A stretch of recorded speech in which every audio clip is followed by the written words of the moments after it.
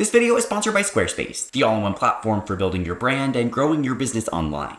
Hey everyone, welcome back to Reissued. If you're new here, my name is Andrew. Last weekend, Matt and I went up to Pittsburgh for his cousin's wedding reception party, and true to form, while we were there, despite late night flights and crazy schedules, we found time to go thrifting. And it was interesting. As I often do, I picked up the camera to take y'all along with us to witness the beautiful, the bizarre, and the busted. Let's go thrifting in Pittsburgh. Okay, so a couple little disclaimers here. Our schedule fell in such a way that we ended up thrifting on a Sunday, so a lot of the stores that we saw that looked really good that we wanted to go to were closed on Sundays, unfortunately. So we just hit Google Maps to see what was close to where we were staying and what was open and what looked like it might have some interesting pieces. So all that's to say that I strongly suspect that we didn't see the best of what Pittsburgh has to offer. So if you're a regular in the Pittsburgh thrifting scene, drop a comment down below. Let us know the stores that you love so that we know where to go next time, but also anyone watching this video can check out those stores as well. Alright, so let's start out somewhere that we know everywhere we go. Goodwill, baby. We were staying in the suburb of Cranberry, and there were a couple of newer, shiny Goodwill stores nearby, so we felt that this would be a strong start. And it definitely was.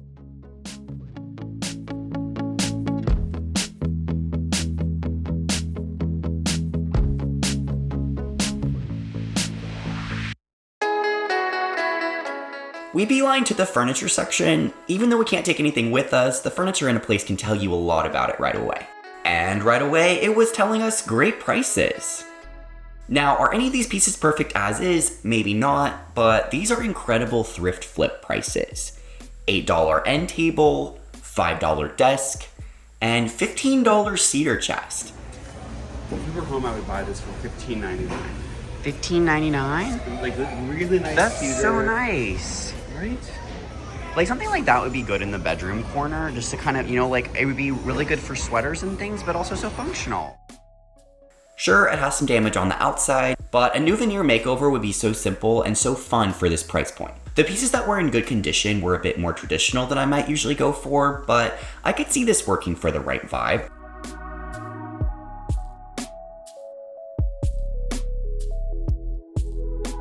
I've never been a clock person, but I love some of these carved details. And as usual, we're finding inspiration everywhere, like in this golf bag with a great color story. It's like I would take that and then use like all the handles for something else and the snap. See, that would be a really cool chair, right? Like if it was, Yeah. like if you could make like a strappy little chair. And this framed paper print. How much is that one? $9.99. $9.99. That's pretty. Seems like it's on real paper. It's on like a real rice paper, yeah. Yeah. I like that. Yeah, picture like beautiful lights. You got these amazing like pendant lights that are like drapery and cloud light. And then this is the feature.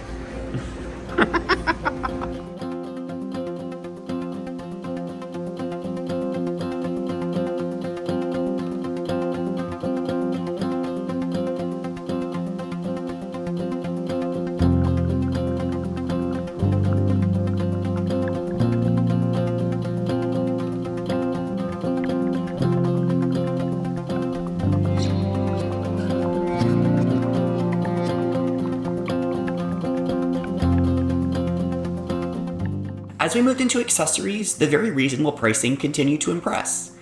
And they also seem to have a lot of really good quality pieces with wood serving pieces and glassware. I wonder if these items aren't as popular with buyers here, or if there's just an abundance of this kind of thing, or if we just got lucky today.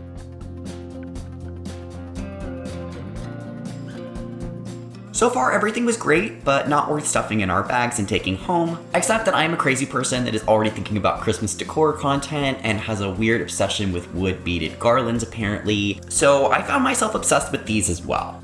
These are such an unusual blue-green shade, and for $4, I think I need these.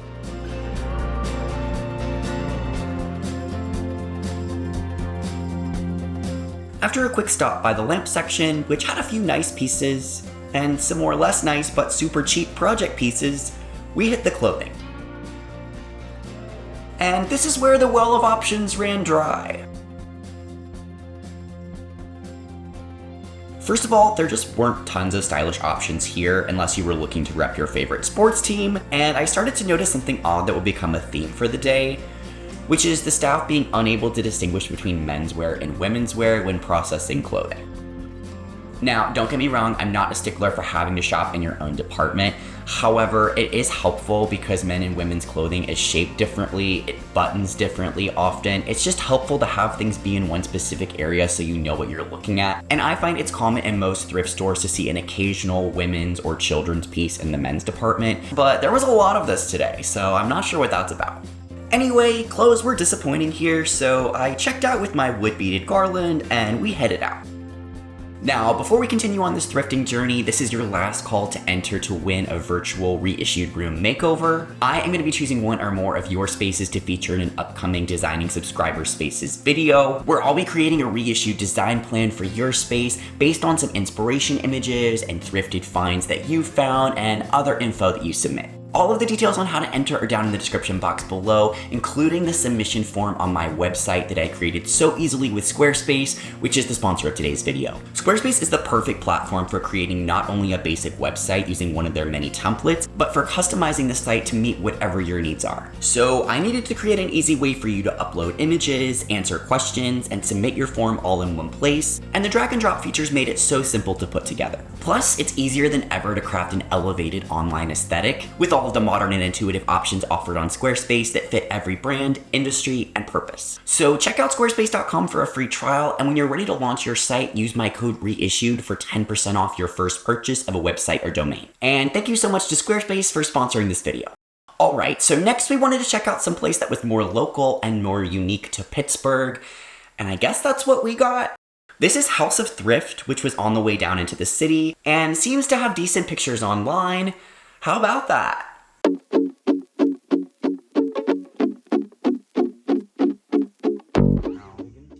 It's posable. I don't... What is this supposed to be? Now, I'm a believer that the best finds can come from absolutely anywhere, and this badass fringed women's leather jacket felt like a beacon of hope. These signs less so. Family is forever. Till they die. There was something kind of unsettling about this store, like a post-apocalyptic world where a convenience store is reworked as a marketplace for scavengers, but at least the outerwear was on point. I mean, these furs are super cool if you're into vintage fur, although it's ironic that the best items in this store are the ones that are also most likely to hold on to the smell of cigarette smoke that we have going on in here. And $60, that seems kind of steep outside of a really curated vintage store.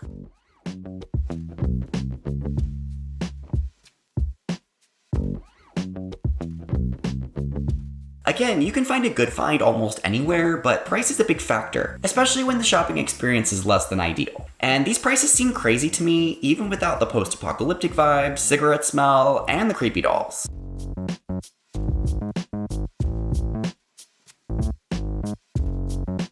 So we rolled out empty-handed.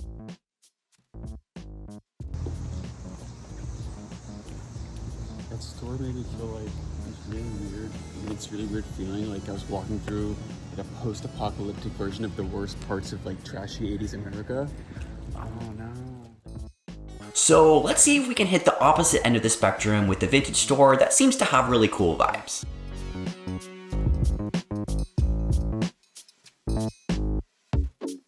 Right off the bat, Monarch Studios is giving some cool decor moments in this little upstairs area upon entry. And downstairs in the shop area, I like this little coffee shop moment, although the complete vacancy makes it feel like a callback to the post-apocalyptic energy of the last place. Again, it's a Sunday, so I'll assume this place isn't always empty like this. The clothing here is kind of a classic American workwear vintage style, not unlike our experience thrifting in Tokyo earlier this year, except that the prices here were kind of wigging me out.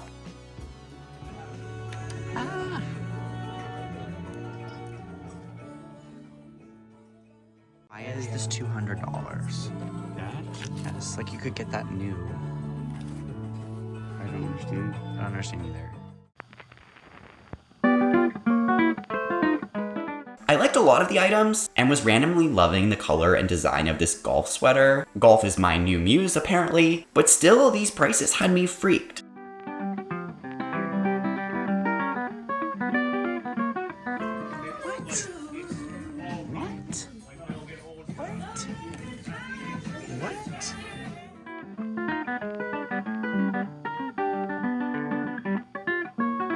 So yeah, all in all, some cool clothing finds here and some nice decor inspiration, but not at these prices. So let's move on and head back to our comfort zone.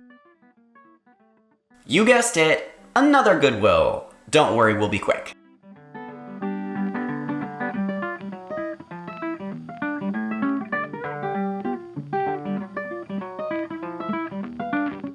So not that you care, but ever since our trip to Japan and seeing all the deconstructed and layered fashion there, I've been wanting to thrift a pair of pleated khaki Dockers just like the ones that I was wearing on this day thrifting to make kind of a deconstructed overskirt that I could wear over the pants to feel like it's all kind of one piece. So anytime I end up wearing these pants at the thrift store, I end up looking for a match. I have to wear these pants to the store to know if I have something that's gonna go with them, you know? I want to point out that if it works out, I'm going to ask for one. I've been wanting a men's skirt I know you for have. maybe 15 years. I know. Those are cute. Oh, actually, these are me.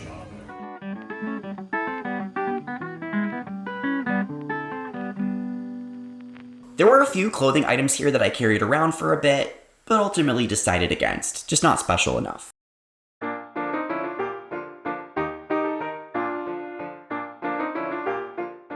Over in housewares, we have more variations on ongoing themes. More inspiration for making lampshades, even though I now know that I kinda hate making lampshades. More of my newfound interest in clocks. More creepy dolls. More clothes that aren't long enough for Matt's long limbs. And more pretty glassware in abundance.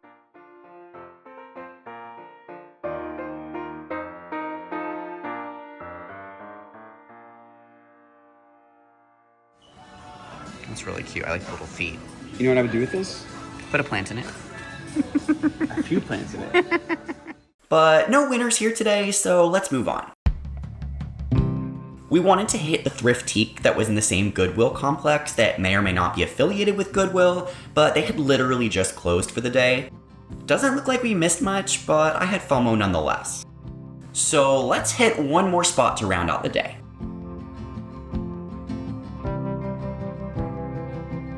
I wanted to hit at least one red, white, and blue thrift, since it appears to be a chain here.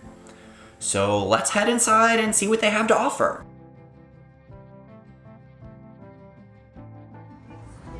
Watch out. Their first offering was a leaking ceiling with buckets of water everywhere. Okay, good to know.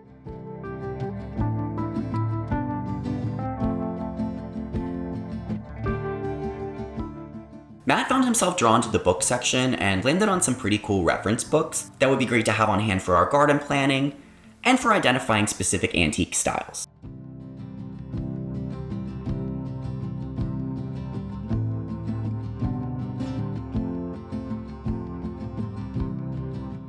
So while he explored there further, I checked out the clothing.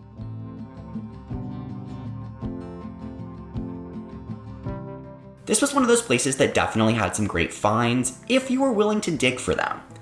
And there was a lot to dig through. Our digging time was limited since we had to head back to the airport to fly home, but I found this little champion crew neck. And surprise! It's actually a women's size, hence the weird fit.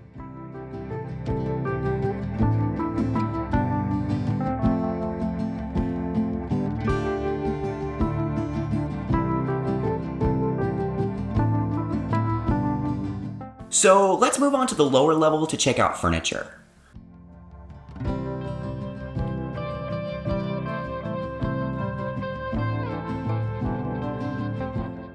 Not much to report here. There was potential for unique vintage finds, but most things were pretty average and underwhelming.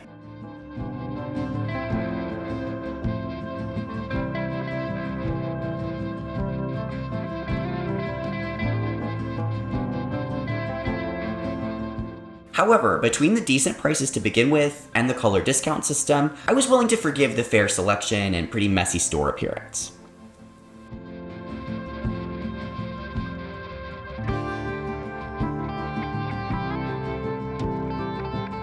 As we raced to the finish to catch our flight, we found inspiration in the linen section with some interesting patterns and applications.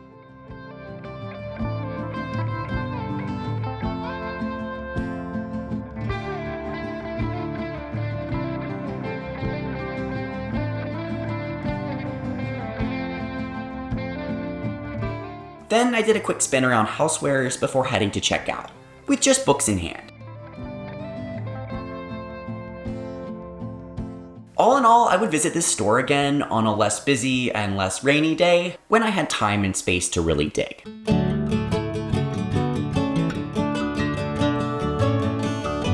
So we left Pittsburgh spending just over $10 for 2 books and my stupid wood beaded garland. Alright everybody, I hope you enjoyed going thrifting with us today. I always find that thrifting in a new city is so interesting because it tells you so much about that place, kind of like digging through someone's trash. And even though we didn't find any crazy amazing finds today, it seems like Pittsburgh has a lot to offer and that there are some great prices out there. As always, if you enjoyed this video and want to see more Thrift With Me content here on my channel, hit the like button. And if you're dying to see some progress on my living room renovation coming up really soon on my channel, be sure that you're subscribed. Thanks so much for watching. I'll see you guys soon.